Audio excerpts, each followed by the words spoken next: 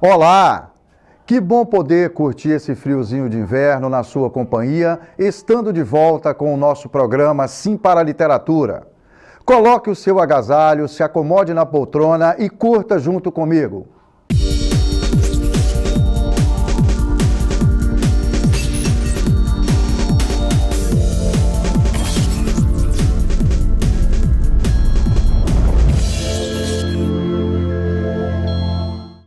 Pois é, no nosso programa Sim para a Literatura, além de outras informações, temos as colunas Dica de Leitura e Dica de Livro. Temos também as colunas Apaixonados pela Leitura, a participação de telespectadores, além de entrevista e muito mais. Nessa edição do nosso programa, vamos compartilhar informações e algumas experiências sobre patrimônio histórico, que comemora a data no dia 17 de agosto no Brasil. O patrimônio histórico arquitetônico pode ser qualquer edificação que represente parte da história local de uma cidade ou município. A primeira coisa que se destaca quando se faz uma visita a algum lugar são os prédios históricos ou as construções que de alguma forma representem ou trazem em suas características pistas sobre a história da localidade visitada e de seus habitantes. Esses patrimônios despertam o interesse, instigam a procura por mais informações sobre o lugar, representam a materialização da cultura de uma localidade, além de trazer em suas características e no estilo da história das pessoas que o construíram. 17 de agosto é o Dia Nacional do Patrimônio Histórico. O IPHAN foi criado em 1937 e o ano que vem completa 80 anos. Então, essa data de 17 de agosto, na verdade, o Instituto do Patrimônio Histórico e Artístico Nacional comemora o nascimento, o aniversário de Rodrigo Melo Franco de Andrade, jornalista, advogado, escritor, que foi o primeiro presidente do IPHAN e foi presidente do IPHAN por mais de 30 anos. Então essa é a homenagem ao pai do IPHAN, né? Ele nasceu em Belo Horizonte, mineiro, e foi uma pessoa que deu uma contribuição muito grande naqueles que a gente chama de anos heróicos, né? Quando a instituição começou então a percorrer todo o Brasil e a inventariar e fazer os primeiros tombamentos, no momento em que a modernidade chegava ao país, o automóvel, e era preciso referenciar, criar uma identidade, né, do Brasil, do povo brasileiro. Então o IPHAN teve essa missão. Para o país é um grande patrimônio essa instituição. Então o dia 17 de agosto é esse dia do patrimônio, onde nós fazemos uma reflexão sobre esse patrimônio, a preservação, a memória, a identidade dessa nação brasileira. Estamos comemorando essa data e entregando na Pampulha, né, o título de Patrimônio Mundial, recentemente reconhecido pela Unesco, na reunião lá em Istambul, na Turquia. Então, é um dia de muitas comemorações. Todas as superintendências do IPHAN, nos 27 estados brasileiros, estarão fazendo atividades comemorando o Dia do Patrimônio, assim como a sociedade, porque reconhece esse papel preponderante dessa instituição ao longo desses 80 anos na preservação do patrimônio cultural brasileiro. Infelizmente, em geral, a maioria dos patrimônios não são vistos com tão bons olhos pelas autoridades. São conhecidas as histórias e frequentes os casos de descaso, demolições e abandono de prédios que são verdadeiras testemunhas da história local e que fazem importante ligação entre a população e sua identidade cultural. A perda do patrimônio representa a perda da história e da identidade, o que pode ser preocupante, pois a história do nosso município e do local onde moramos é a única que é insubstituível. E a destruição das suas representações materiais representa o esquecimento de parte de nossa identidade cultural. E esquecer nossa cultura é esquecer quem somos. O passado deixa riqueza. É preciso que o presente saiba preservar essa riqueza. Então, e como o nosso papo nessa edição é sobre patrimônio histórico, nada melhor do que ter como convidado para a nossa entrevista do que Reuber Nascimento.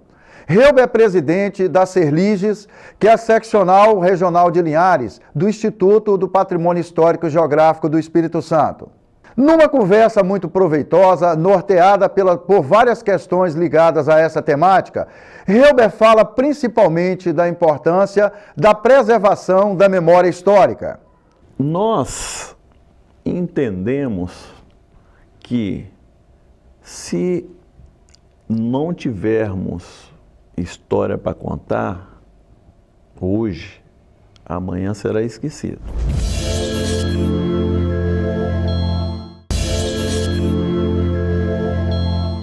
Estamos de volta com o nosso programa Sim para a Literatura e é muito bom continuar na sua companhia.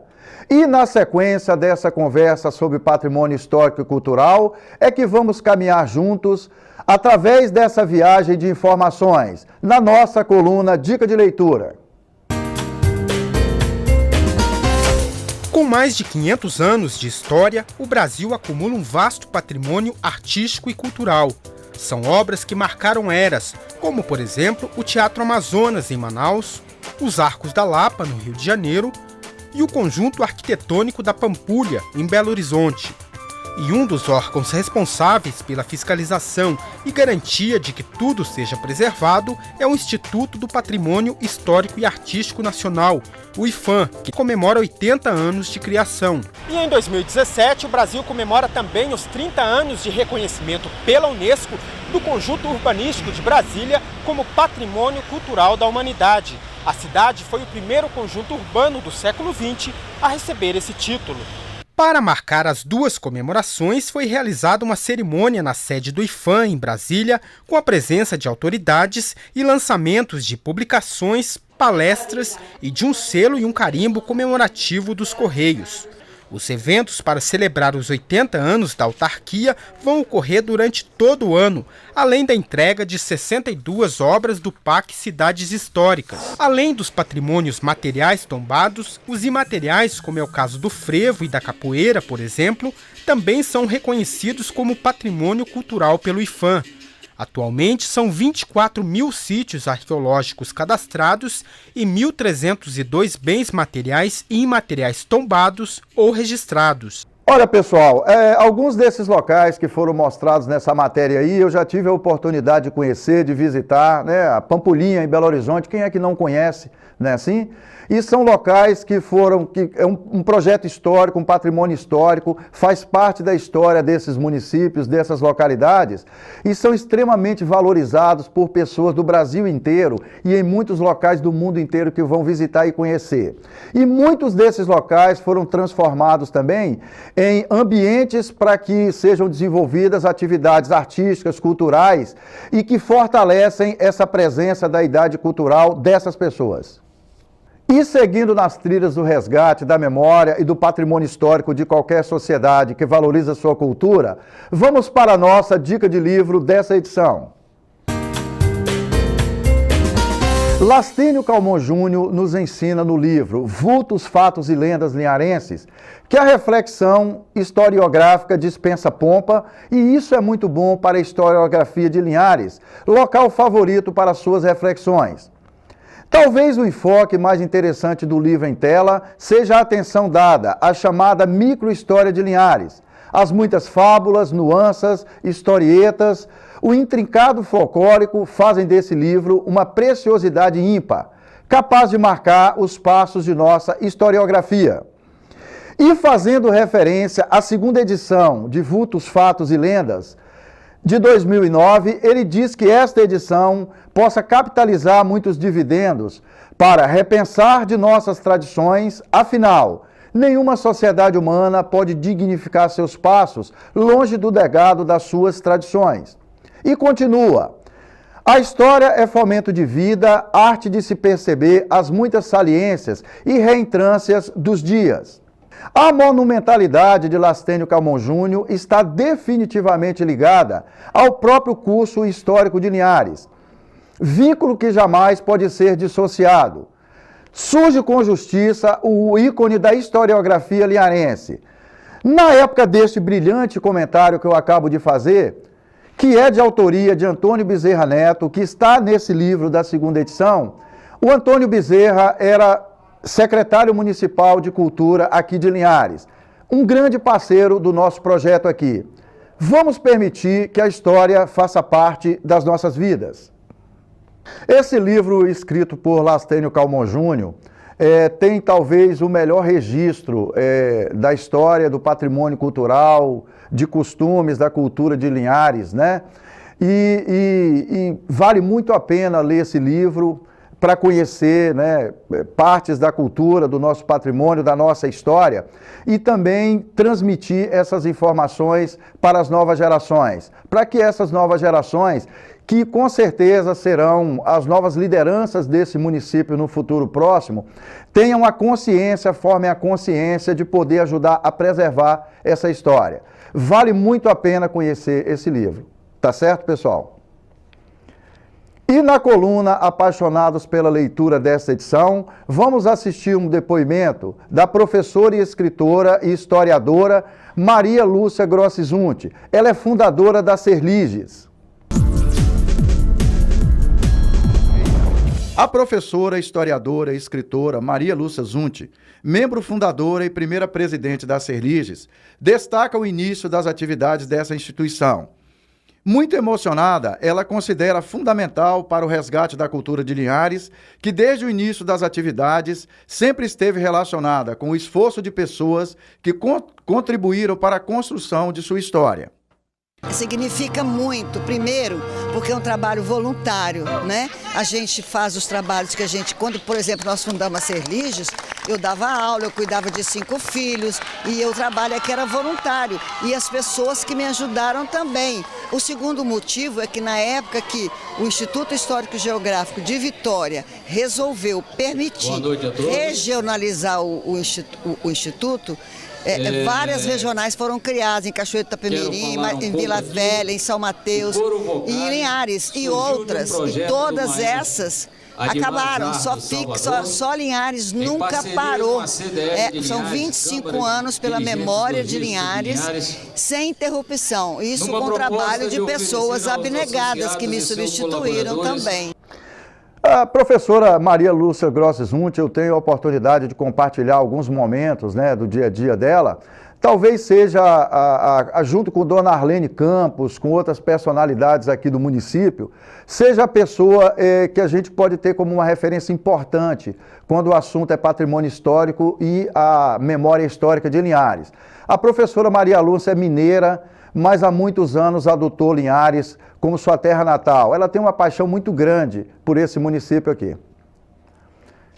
E é seguindo nessa breve viagem pelo resgate e valorização da nossa história que vamos para um breve intervalo comercial e já voltamos com a entrevista dessa edição. É um instante só, eu aguardo vocês.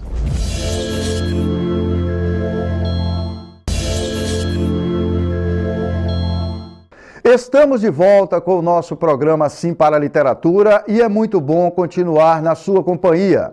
E vamos juntos para a entrevista com Reuber Nascimento.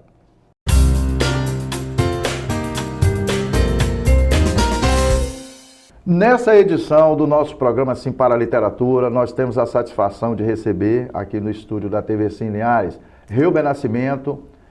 Reuber é presidente da Serliges, que é a seccional regional de Linhares do Instituto do Patrimônio Histórico e Geográfico do Estado. A gente vai falar nessa entrevista sobre patrimônio histórico, porque dia 17 de agosto comemora-se no Brasil o Dia Nacional do Patrimônio Histórico. Reuber, seja bem-vindo ao programa Sim para a Literatura. Você está fazendo com uma equipe, com Dona Arlene, com Dona Zilá, com mais algumas pessoas, vocês estão fazendo uma revolução aqui na Serliges, né, Reuber? Que é cumprir o desafio de aproximar patrimônio histórico, principalmente da turma mais jovem. Seja bem-vindo, Reuber.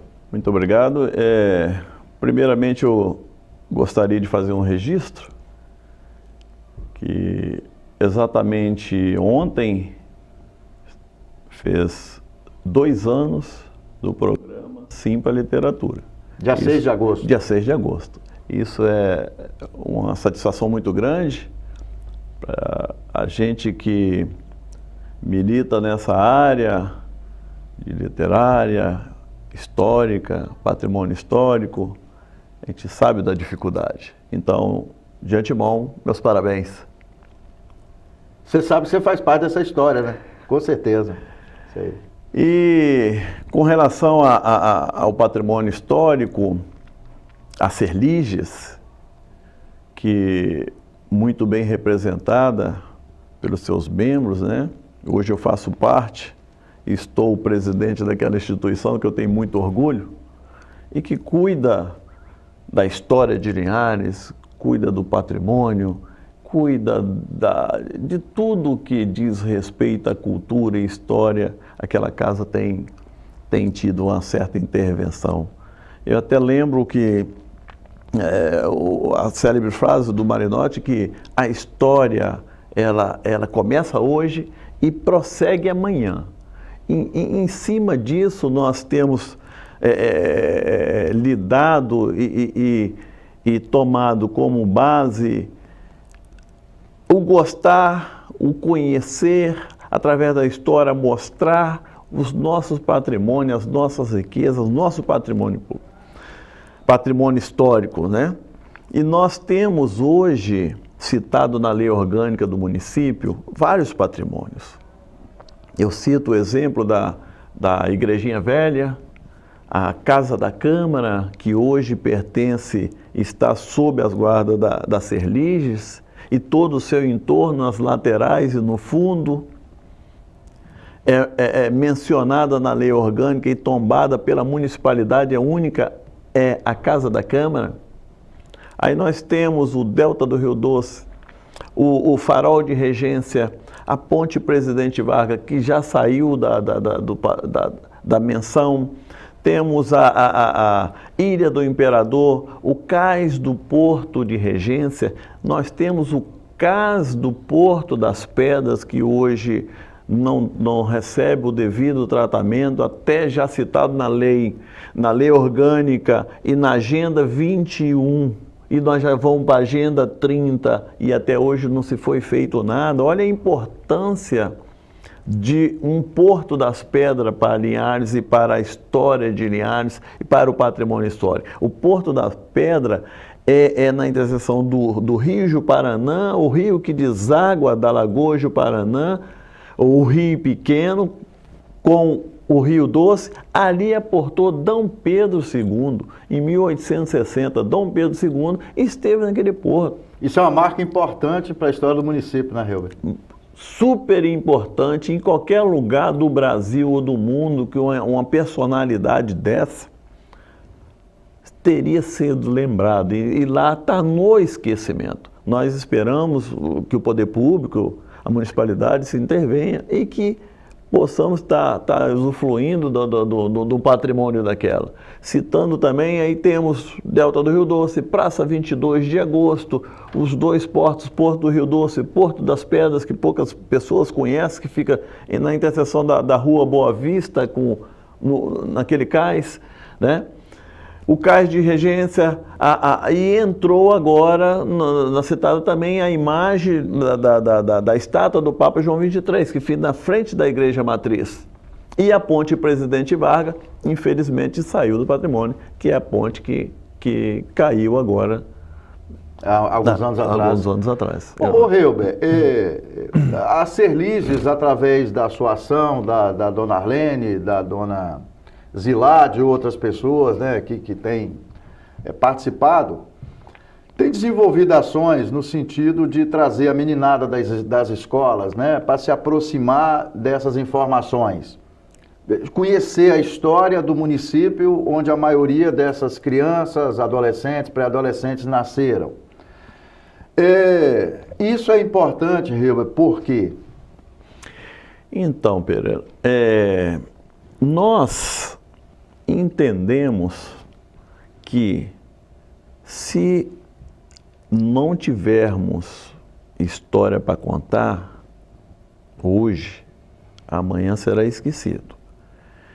A partir do relato do livro de Lastênio Calmon, nós começamos a ter início e conhecimento pouco da história de Linhares.